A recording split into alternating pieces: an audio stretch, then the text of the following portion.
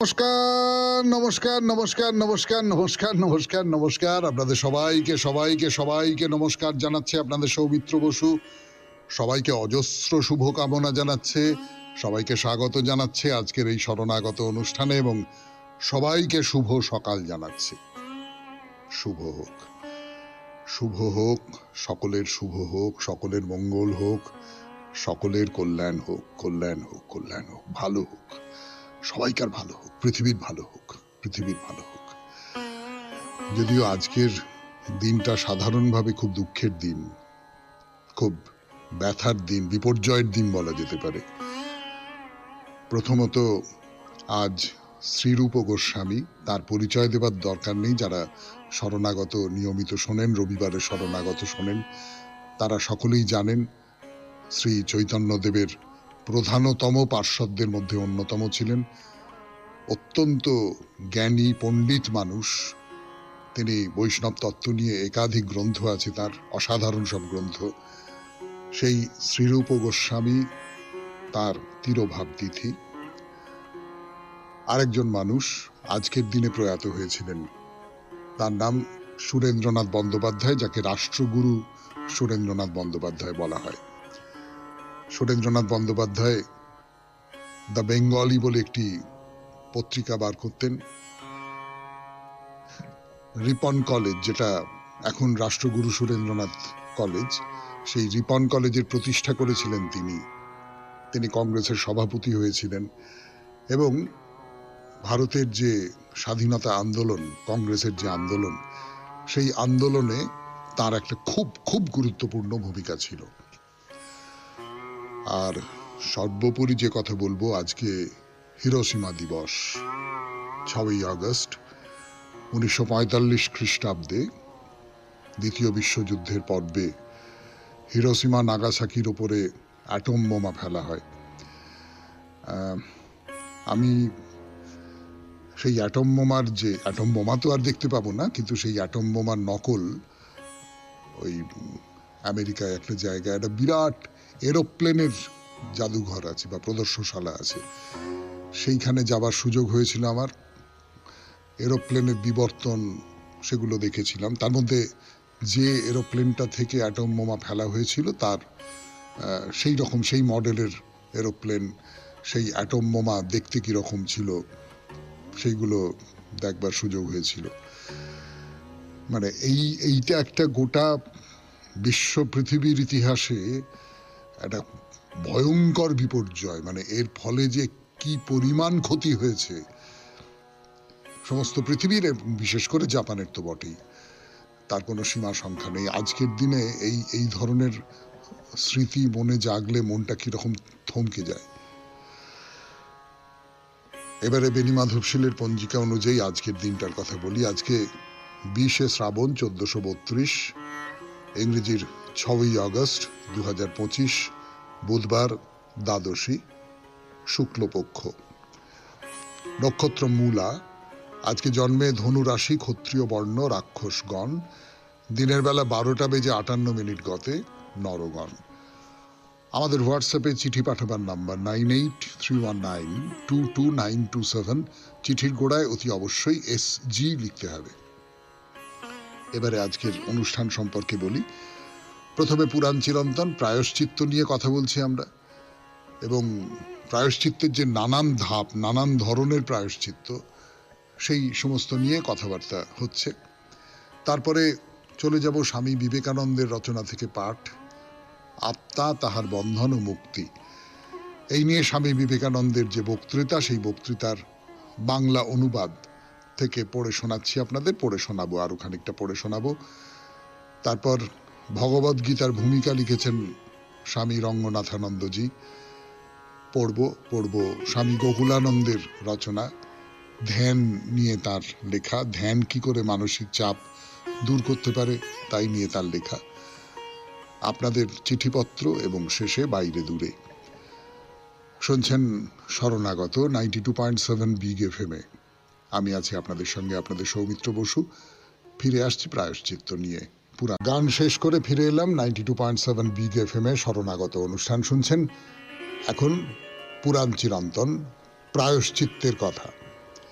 এর আগের দিন যেটা বলছিলাম তত্ত্বকৃচ্ছ, সেই তত্ত্বকৃচ্ছে প্রায়শ্চিত্তকালে 3 দিন গরম জল, 3 দিন গরম দুধ, 3 দিন গরম ঘি, আর শেষ 3 দিন গরম বাতাস খেয়ে জীবন ধারণ করতে হবে। তো গরুর পুরাণেও তপ্তকৃচ্ছ সম্পর্কে একই রকম কথা হচ্ছে, যে প্রথম দিন তপ্ত দুগ্ধ, দ্বিতীয় দিন তপ্ত ঘৃত, তৃতীয় দিন তপ্ত জল, আর চতুর্থ দিন উপবাস। অর্থাৎ গরম হাওয়ার ব্যাপারটা, যেটা নিয়ে আপনাদের মনে আছে নিশ্চয়ই, এর আগের দিন প্রশ্ন তুলেছিলাম যে গরম হাওয়া করতে হবে, তখন তো আর গরম হাওয়া দেবার যন্ত্রতন্ত্র আবিষ্কৃত হয়নি, যে চুল গরম করবার, সেট করবার জন্যে সাধারণভাবে মহিলারা, এখন পুরুষরাও যে করেন না এমনটা নয়, যে হেয়ার ড্রায়ার, সেই রকমের কোনো ব্যাপার তো তখন ছিল না। তার ফলে গরম হাওয়া কি করে পাওয়া যাবে? তো দেখা যাচ্ছে যে না, এই গরম হাওয়ার ব্যাপারটা সব জায়গাতে নেই। চতুর্থ দিনে উপবাসের কথা বলা হচ্ছে। তপ্তকৃচ্ছের পর্যায়কালও 12 দিন। তবে স্কন্ধপুরাণ যেভাবে 1 পল বলেছেন পরাশরের উক্তিতে, সেগুলি এই রকম: জলের পরিমাণ 6 পল, দুধের পরিমাণ 3 পল এবং ঘৃতের পরিমাণ 1 পল। এই অর্থাৎ এই যে জল খাবে, ঘি খাবে, দুধ খাবে, ইত্যাদি ইত্যাদি খাবে, এইগুলো খাওয়ারও কিন্তু একটা মাপ আছে। এরপরে আর একটা প্রায়শ্চিত্তের কথা বলবো, সৌম্যকৃচ্ছ। সৌম্যকৃচ্ছ ব্যাপারটা নিয়ে বলবার জন্য ফিরে আসছে আপনাদের সৌমিত্র বসু 92.7 বিগ FM শরণাগত অনুষ্ঠানে। একটু গান শুনে নি। সৌম্যকৃচ্ছ এটা হচ্ছে প্রায়শ্চিত্তের একটা ধরন। সেই ধরনের বৈশিষ্ট্যটা কি কি করতে হবে বলা হচ্ছে? পিন্নাক অর্থাৎ তিল ও কল্ক। পিন্নাক শব্দটার মানেও আমরা জানি না, তিল ও কল্ক শব্দটার মানেও আমরা জানি না। তিল শব্দটা জানি। যে তিল থেকে তেল বার করা হয়, তো সেই তিল ও কল্ক, তেল বার করে শুকনো তিল খোল রাখা থাকে, সেই খোল, ঘৃত, তক্র বা ঘোল, জল এবং শত্রু মানে ছাতু, এগুলি এক একটি এক এক দিন ভোজন করে প্রত্যেক ভোজনের পরের দিন উপবাস করলে তাকে সৌম্যকৃচ্ছ বলা হয়। বোঝা গেল? খাবারটা খুব একটা উপাদেয় হবে না বলেই মনে হচ্ছে। এই যে শুকনো তিল খোল, ঘি, ঘোল, জল এবং ছাতু, এই সবটা একসঙ্গে নয়, আলাদা আলাদা করে ভোজন করে, আর একদিন করে ভোজন করা, একদিন করে উপোস, একদিন করে ভোজন করা, একদিন করে উপবাস, এই রকম করে চলবে। একে বলা হয় সৌম্যকৃচ্ছ। গরুড় পুরাণেও বলছে যে প্রথম দিন পিন্নাকের মানে তিল খোলের মণ্ড, তাকে বলে পিন্নাচাম, এইটা খাবে। দ্বিতীয় দিনে উপবাস, তৃতীয় দিনে শুধু ঘোল বা তক্র খেয়ে থাকবে, চতুর্থ দিনে আবার উপবাস, পঞ্চম দিনে শক্তু বা ছাতু খেয়ে থাকবে, ষষ্ঠ দিনে উপবাস। এই সৌম্যকৃচ্ছ ব্রত শেষ হলো। তো এইরকম সব ব্রতের কথা বলছি আপনাদের। শুধু যাজ্ঞবল্ক্য গরুর পুরাণের এই শ্লোকটাকে উচ্চারণ করলেও আচাম ও শব্দটা মানে বলছেন ভাতের মাড়, ভাতের মাড় খেতে হবে। আর পিন্নাক বা তিলখোলকে বলছেন পিণ্ডি। তাহলে সৌম্যকৃচ্ছের উপাদান দাঁড়াচ্ছে 5টা, ওই পিন্নাক, আচামো, তক্র, জল এবং ছাতু। যাজ্ঞবল্ক্য বলছেন প্রথম 4টা ভোজনের এক এক দিন করে 4 দিন, পঞ্চম দিন শুধুমাত্র জল, শেষে ষষ্ঠ দিনে উপবাস। এই 6 দিনে সৌম্যকৃচ্ছ ব্রত সম্পূর্ণ হলো। সম্পূর্ণ হলো আজকের পুরাণ চিরন্তন। এরপর গান, গানের পর স্বামী বিবেকানন্দের রচনা থেকে পাঠ, আত্মা, তাহার বন্ধন ও মুক্তি। গান শেষ করে ফিরে এলাম আমি আপনাদের সৌমিত্র বসু 92.7 বিগ FM শরণাগত অনুষ্ঠানে। এখন স্বামী বিবেকানন্দের রচনা থেকে পড়ে শোনাচ্ছি। ক্ষুদ্র কীট পতঙ্গ হইতে আরম্ভ করিয়া মানুষ পর্যন্ত প্রত্যেক জীব শরীরই চিকাগোর ফেরিস হুইলের এক একটি গাড়ির মতো। চক্রটি সর্বদাই চলিতেছে, কিন্তু প্রতি গাড়ির আরোহী পরিবর্তিত হইয়া যাইতেছে। মানুষ একইভাবে একটি গাড়িতে উঠিতেছে, চক্রের ঘূর্ণনের সহিত ঘুরিতেছে, তারপর নামিয়া যাইতেছে, চক্রটি ক্রমাগত ঘুরিয়া চলিয়াছে। এক একটি জীবাত্মা ওইভাবে এক একটি শরীর ধারণ করিতেছে, তাহার মধ্যে কিছুকাল বাস করিতেছে, তারপর উহা ত্যাগ করিয়া অন্য একটি শরীর ধারণ করিতেছে, তাহাও ত্যাগ করিয়া তৃতীয় একটি ধারণ করিতেছে। এইভাবে জন্ম মৃত্যুর চক্র ঘুরিয়া চলিতেছে, যতদিন না জীব সেই চক্র হইতে বাহির হইয়া মুক্তি লাভ করে। প্রত্যেক দেশে প্রত্যেক যুগে মানুষের জীবনে অতীত এবং ভবিষ্যৎ জানিবার অতি আশ্চর্য শক্তির কথা সকলে শুনিয়াছ। ইহার ব্যাখ্যা, যতদিন পর্যন্ত আত্মা কার্যকারণ নিয়মের অধীন থাকে, যদিও আত্মার স্বভাবগত স্বাধীনতা কখনো সম্পূর্ণরূপে বিনষ্ট হয় না এবং সেজন্য আত্মার নিজ শক্তি প্রয়োগ করি এমনকি কার্যকারণ শৃঙ্খলকেও অতিক্রম করিতে পারে, যেরূপ মুক্তাত্মার ক্ষেত্রে ঘটিয়া থাকে, তথাপি ততদিন তাহার কর্ম কার্যকারণ নিয়মের দ্বারা বহুলাংশে প্রভাবিত হয় এবং এরূপে কর্মফল পরম্পরা সম্বন্ধে যাহাদের অন্তর্দৃষ্টি আছে, তাহাদের পক্ষে অতীত ভবিষ্যৎ সম্বন্ধে আলোকপাত করা সম্ভব হয়। যতদিন কোনো বাসনা, কামনা বা অভাবের অস্তিত্ব থাকে, ততদিন অপূর্ণতাও থাকে। পূর্ণ মুক্তাত্মার কোনো বাসনা কামনা থাকিতে পারে না, ঈশ্বরের কোনো অভাব থাকিতে পারে না। তাহার যদি কোনো বাসনা কামনা থাকে, তাহা হইলে তাহাকে ঈশ্বর বলা চলে না, কারণ সেক্ষেত্রে তিনি অপূর্ণ হইয়া পড়েন। এই কারণে ঈশ্বর ইহা কামনা করেন, উহা কামনা করেন। তিনি কখনো রুষ্ট, কখনো তুষ্ট। এরূপ বলা শিশুর মুখের আধো আধো বুলি, অর্থহীন কথা। সেই জন্য সকল আচার্য ইহাই শিক্ষা দিয়াছেন, কোনো কিছু কামনা করিও না, সকল বাসনা ত্যাগ করো, পূর্ণভাবে তৃপ্ত হও। দন্তহীন শিশু হামাগুড়ি দিতে দিতে পৃথিবীতে আসে এবং বৃদ্ধ হামাগুড়ি দিতে দিতে দন্তবিহীন অবস্থায় পৃথিবী হইতে চলিয়া যায়। এরূপ জীবনের আরম্ভ ও শেষ, চরম দুটি প্রান্ত একই প্রকার। তবে শিশুর এই জীবন সম্বন্ধে কোনরূপ অভিজ্ঞতা নাই, বৃদ্ধের কিন্তু জীবন সম্পর্কে অভিজ্ঞতা আছে। যখন আলোক ও তরঙ্গের স্পন্দন অতি মৃদু হয়, তখন আমরা আলোক দেখিতে পাই না। যখন তাহা অতি দ্রুত হয়, তখনও তাহার ফল হয় অন্ধকার। এইভাবে চরম সীমা দুইটি একই প্রকার হয়, যদিও তাহাদের মধ্যে আকাশ পাতাল ব্যবধান। দেয়ালের কামনা বাসনা নাই, পূর্ণ মুক্ত মানবেরও নাই, কিন্তু দেওয়ালটির কোনো চেতনা নাই যে উহা কামনা করিবে। আর পূর্ণ মুক্ত মানবের কামনা করিবার কিছুই থাকে না। জড় বুদ্ধি লোকেদের এই জগতে কোনো কামনা থাকে না, যেহেতু তাহাদের মস্তিষ্ক অপূর্ণ। একই সঙ্গে উচ্চতম অবস্থাতেও আমাদের কোনো কামনা থাকে না, কিন্তু এই দুই অবস্থার মধ্যে আকাশ পাতাল প্রভেদ। একজন পশুর নিকটবর্তী, অন্যজন ঈশ্বরের। শেষ হলো স্বামী বিবেকানন্দের রচনা থেকে পাঠ। শেষ হলো তার এই প্রবন্ধটি, আত্মা, তাহার বন্ধন ও মুক্তি। গান শেষ করে এবার কথা শুরু করছে আপনাদের সৌমিত্র বসু। 92.7 বিগ FM এ শুনছেন শরণাগত, জীবনের সহজ পাঠ। স্বামী রঙ্গনাথানন্দজি ভগবদ গীতার ভূমিকা লিখছেন, যাতে তিনি প্রমাণ করছেন যে সত্যি সত্যি গীতা হচ্ছে জীবনের সহজ পাঠ।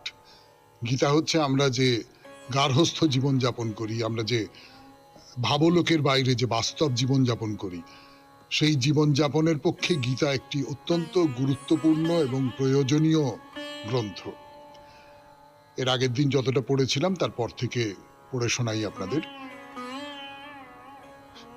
সে সময় ভারতবর্ষ বিদেশি রাজনীতিক শাসনের অধীনে থাকলেও পশ্চিমের অসামান্য চিন্তা পদ্ধতির প্রভাবও আমাদের উপর পড়েছিল। তার ফলে আমাদের নতুনভাবে চিন্তা শুরু করতে হয়েছিল। তার আগে পর্যন্ত আমরা যেন সংকীর্ণ গোষ্ঠীবদ্ধ দৃষ্টিভঙ্গি নিয়ে একটা খাঁজে পড়েছিলাম। তখনকার অবস্থাকে বিবেকানন্দ তুলে ধরেছেন তার কলম্বো থেকে আলমোড়া শীর্ষক বক্তৃতাগুলির মধ্যে। এদেশ ও তার নারীর স্পন্দনকে বুঝতে হলে এবং কিভাবে ভারতীয় পাশ্চাত্য সাংস্কৃতিক মূল্যবোধের সমন্বয় ঘটানো যায় তা জানতে হলে এই গ্রন্থটি, বাংলায় ভারতে বিবেকানন্দ নামে প্রকাশিত, প্রত্যেক ভারতীয় নাগরিকের পড়া উচিত।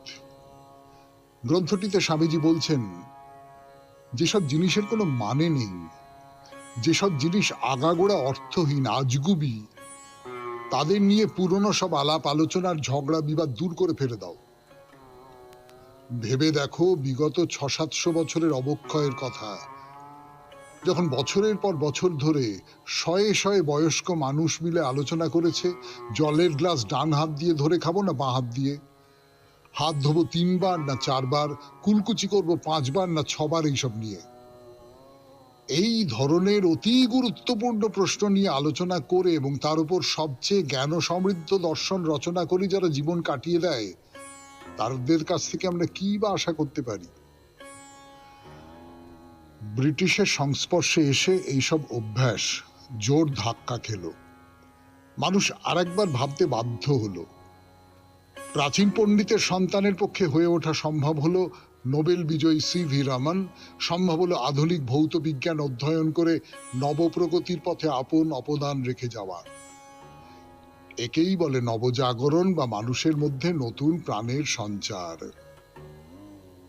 ঊনবিংশ শতকে এটি ঘটেছিল এবং আজ আমরা অসাধারণ সেই ঘটনার ফসল তুলছি।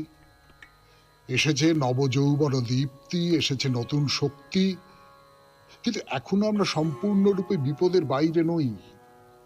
এখনো রয়েছে কত অশান্তি, ব্যাপক দুর্নীতি ও হিংসা, কিন্তু তাতে এটাও প্রমাণিত হয় যে মানুষের মধ্যে আছে শক্তি, আর সেটা একটা সম্পদ।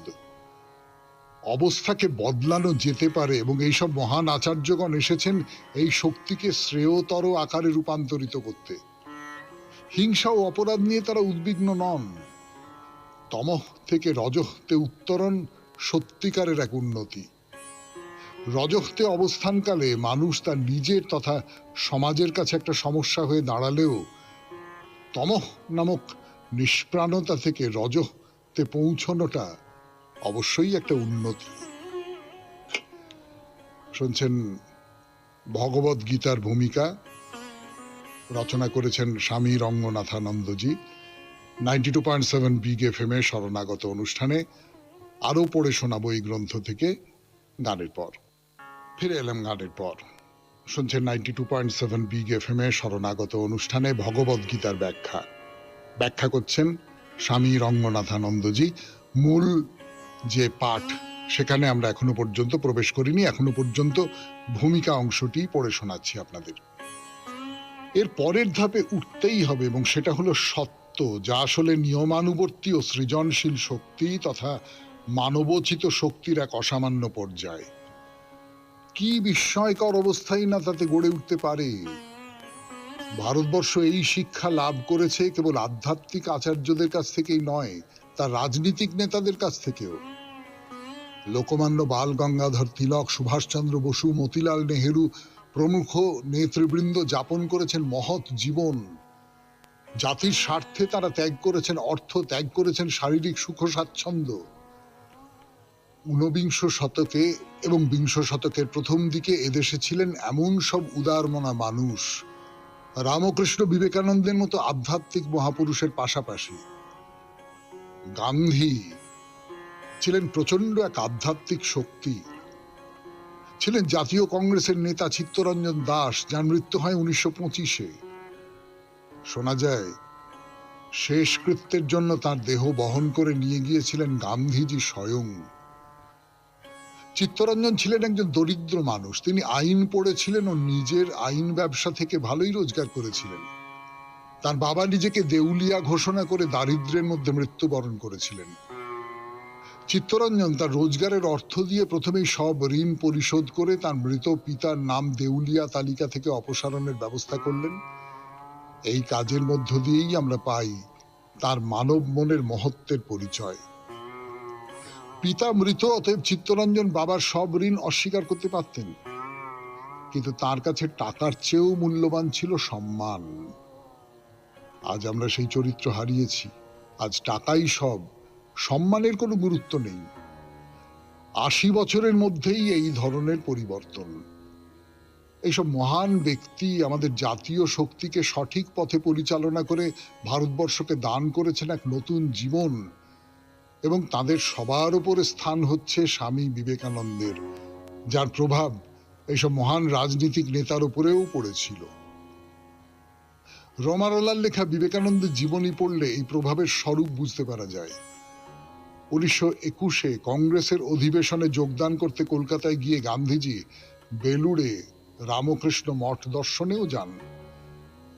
নিচের প্রাঙ্গণে সমবেত ঘরোয়া একদল মানুষের উদ্দেশ্যে গান্ধীজি বলেন, তিনি বেলুড় মঠে এসেছেন সত্যাগ্রহ প্রচার করতে নয়, এসেছেন বিবেকানন্দ যেখানে বাস করতেন সেই স্থান থেকে অনুপ্রেরণা লাভ করতে, যাতে তিনি তার জাতিকে আরো উপযুক্ত রূপে ভালোবাসতে পারেন।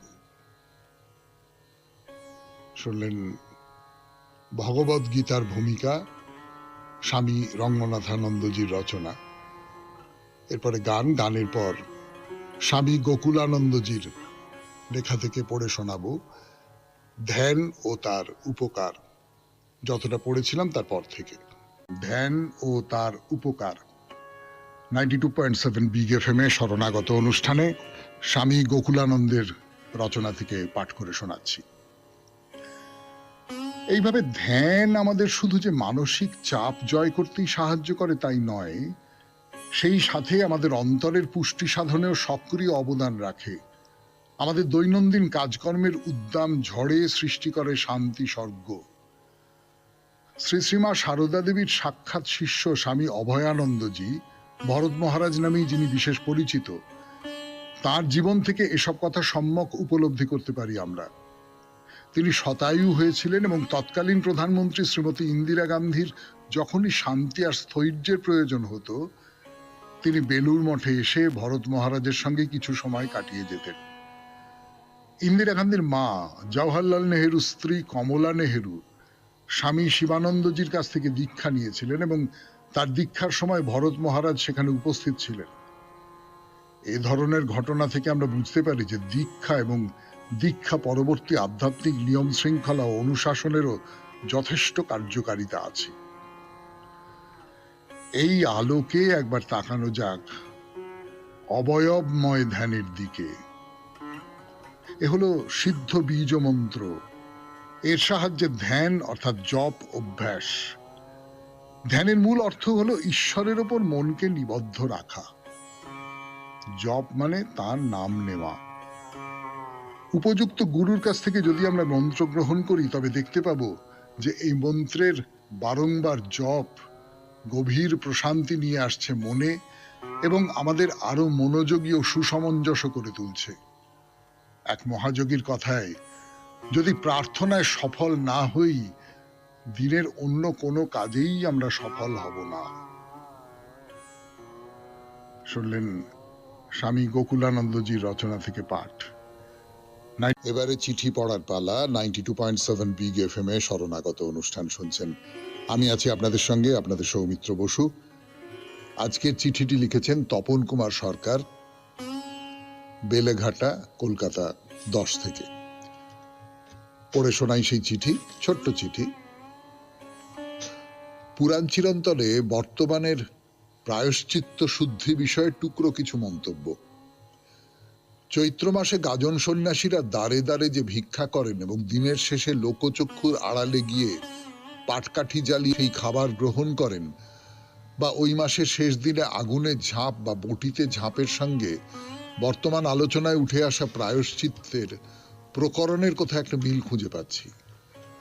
তাহলে সহজ সমীকরণে এটা কি ভেবে নেওয়া যায়, সম্বৎসরের যাবতীয় অন্যায় আর পাপাচারের শুদ্ধিকরণের প্রায়শ্চিত্ত হিসেবে এটাকে পালন করব?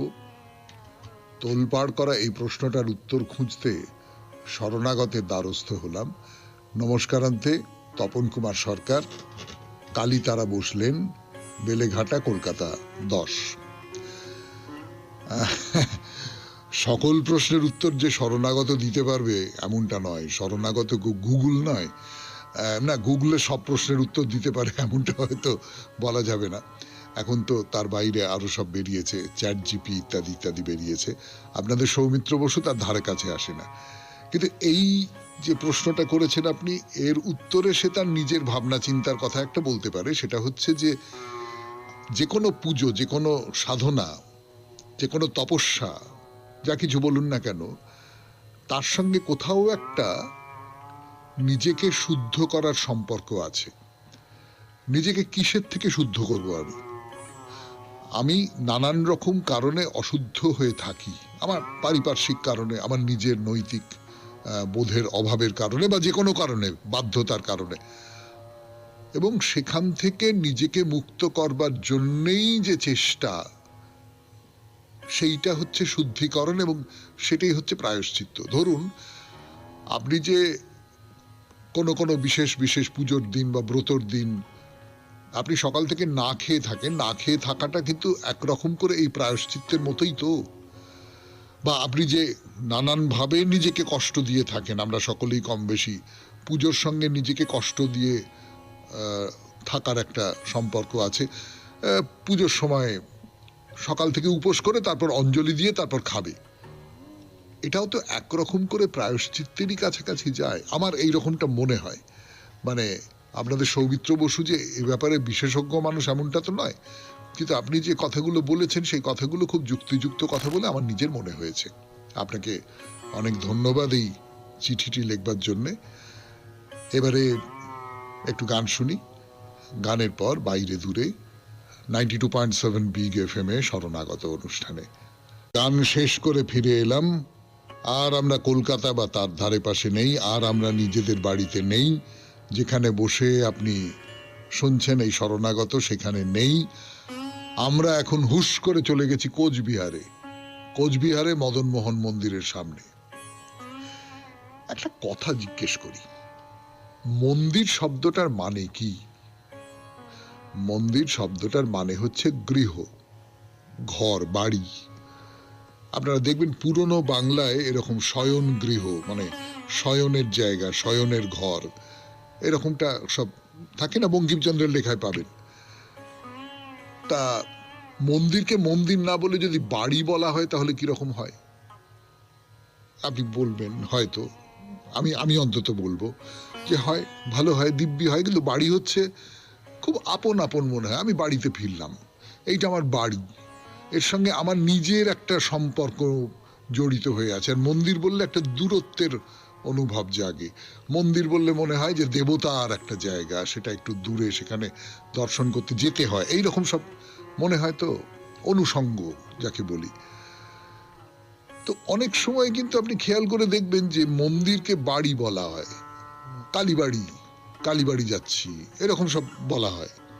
অমুক অমুক দেবীর বাড়ি যাচ্ছি, কালীঘর, এরকম সব বলা হয়। তো তো মন্দিরকে মন্দির না বলে বাড়ি কিন্তু অনেক জায়গাতে বলা হয়। আমি এই কারণে বলছি যে এই যে মদনমোহনের মন্দির, মদনমোহনের মন্দিরের মন্দির না বলে অনেক সময় মদনমোহনের বাড়ি কথাটাও বলা হয়। কোচবিহারের মানুষ তো বলেনি যে মদনমোহন বাড়ি যাব। আপনি যদি রিক্সায় উঠে বলেন তাহলে ওকে মদনমোহন বাড়ি এরকম করে বলে, মানে ওটা বাড়ি বাড়ি বলা হয়। এইটা ওই দেবতা বা দেবীর যে থান, যে মন্দির, তাকে বাড়ি বলার একটা সংস্কৃতি আমাদের বহুকাল ধরে চালু আছে। আমি ঠিক জানি না যে অন্য কোনো ধর্মে এইরকম করে দেবতার আবাসকে প্রায় নিজের বাড়ির সঙ্গে মিলিয়ে দেওয়ার প্রবণতা কোথাও আছে কিনা। যাই হোক, যেটা বলছিলাম যে মহারাজা নৃপেন্দ্র নারায়ণ এই মন্দির নির্মাণটা শুরু করেন 1889 খ্রিস্টাব্দে, সেটা আপনারা জানেন। কিন্তু এটা কি জানেন কতটা জায়গা জুড়ে এই মন্দিরটা তৈরি হয়েছিল? তার স্পষ্ট হিসেব আছে দলিলপত্রে, সেটা বলি আপনাদের। 7 বিঘে 13 কাঠা জমি নিয়ে এই মন্দিরের চত্বর। 7 বিঘে 13 কাঠা জমি, মানে অনেকখানি জমি। রাজা, কোচবিহারের রাজামশাই নৃপেন্দ্র নারায়ণ, তিনি এই এতখানি জমি মন্দিরকে দান করেছিলেন। মন্দির তৈরি করতে সময় লেগেছিল কত? 5 বছর। 5 বছর ধরে এই মন্দির তৈরি হয়েছিল। আর মন্দির তৈরি করতে খরচা হয়েছিল কত? আমি খুব গ্যারান্টি দিয়ে বলতে পারি কিন্তু যে মন্দির তৈরি করতে কত খরচা হয়েছিল সেটা আপনি কিছুতেই আন্দাজ করতে পারবেন না। 5 বছর ধরে একটা মন্দির তৈরি হচ্ছে, এত বড় একটা মন্দির, তার নির্মাণে খরচ হয়েছিল 19,510 টাকা। ভাবতে পারেন 19,510 টাকা খরচা হয়েছিল। না, এটা 1889 সালের ঘটনা, তবু সেই যুগের পক্ষেও খরচের হিসেবটা একটু কম বলেই মনে হয়, তাই না?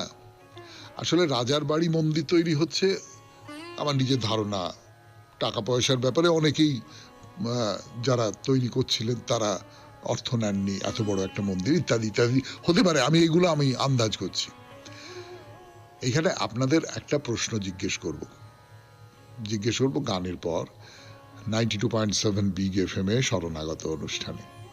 আপনাদের সৌমিত্র বসু ফিরে এলো 92.7 বিগ FM এ শরণাগত অনুষ্ঠানে।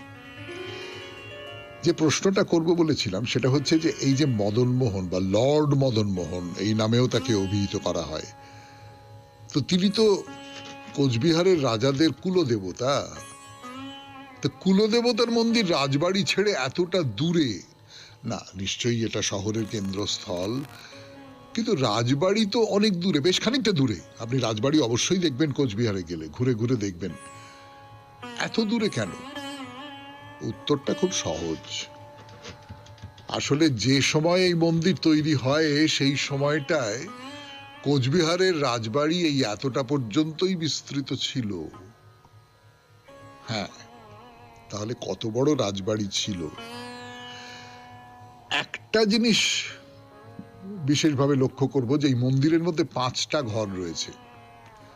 সে 5টা ঘরে 5টা বিগ্রহ রয়েছে। এই তো বলা হলো মন্দির সম্পর্কে, যে প্রাথমিক কথাবার্তাগুলো বলা হলো, মন্দিরের চত্বর, মন্দিরের উল্টো দিকে যে বৈরাগী দিঘি, তার সম্পর্কে কথাবার্তা বলা হলো। একটা বিষয় বলি আপনাদের, কোচবিহারের এই মদনমোহন মন্দিরে কিন্তু মদন বা কৃষ্ণের সঙ্গে কোনো রাধা নেই। না, কোনো রাধা নেই। তার পেছনে একটা কারণ আছে। আমি সত্যি মিথ্যে জানি না, একটা কিংবদন্তি আছে, সেইটা বলতে পারি। সেটা ওই নৃপেন্দ্র নারায়ণেরই আমল। আসাম থেকে একজন বৈষ্ণব গুরু, খুবই বিখ্যাত গুরু, আসামে বৈষ্ণব ধর্ম প্রচারের ক্ষেত্রে তার যা ভূমিকা, তাকে আমরা শ্রী চৈতন্যদেবের সঙ্গে তুলনা করতে পারি। এই মাপের একজন গুরু, তার নাম আপনারা নিশ্চয়ই অনেকে শুনেছেন, শঙ্করদেব। শঙ্করদেব খুব বড় মাপের একজন বৈষ্ণব সাধক ছিলেন। সেই মানুষটি এখানে এসেছিলেন, এই কোচবিহারে এসেছিলেন। তো এসে তিনি বলেছিলেন যে শ্রীকৃষ্ণের সঙ্গে রাধারানী বলে কিছু হয় না। তার একটাই কারণ, রাধারানী কৃষ্ণের থেকে আলাদা কিছু নন, তিনি একই অঙ্গের দুটো রূপ। তো বুঝতেই পারছেন শঙ্করদেবের নাম তখন দিকে দিগন্তরে ছড়িয়ে পড়েছে। এখানকার রাজাও তার কথা জানেন, এবং নিশ্চয়ই শঙ্করদেব এমন ভাবেই কথাগুলো বলেছিলেন যাতে করে আর কোনো প্রশ্নের অবকাশই রইল না। ফলে এই মদনমোহনকে গ্রহণ করলেন নৃপেন্দ্র নারায়ণ, এবং সেই থেকে মদনমোহন স্ত্রী অঙ্গ বিবর্জিত।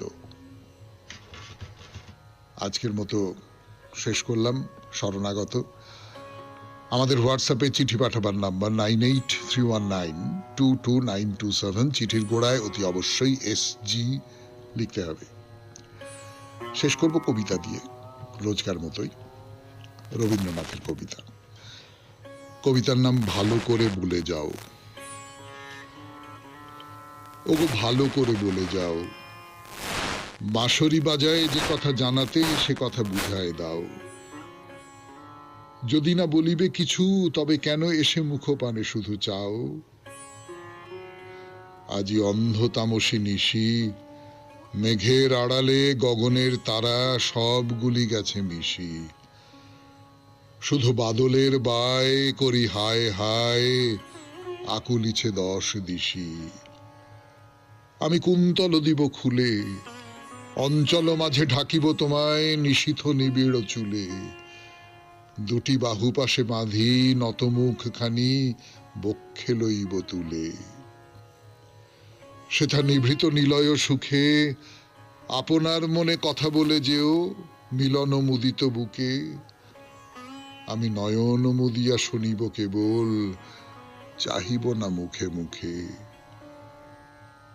যবে ফুরাবে তোমার কথা, যে যেমন আছি রহিব বসিয়া চিত্রপুতলি যথা। শুধু শিয়রে দাঁড়ায় করে কানাকানি মর্মর তরুলতা। শেষে রজনীর অবসানে অরুণ উদিলে ক্ষণেকের তরে চাব দুহু দোহা পানে। ধীরে ঘরে যাব ফিরে দোহে দুই পথে জলভার দুনয়নে। তবে ভালো করে বলে যাও, আখিতে মাসিতে যে কথা ভাসিতে সে কথা বুঝায় দাও। শুধু কম্পিত সুরে আধো ভাষা পুরে কেন এসে গান গাও। খুব ভালো থাকবেন, আনন্দে থাকবেন। নমস্কার নমস্কার নমস্কার নমস্কার নমস্কার নমস্কার নমস্কার। আপনাদের সবাইকে সবাইকে সবাইকে নমস্কার জানাচ্ছে আপনাদের সৌমিত্র বসু।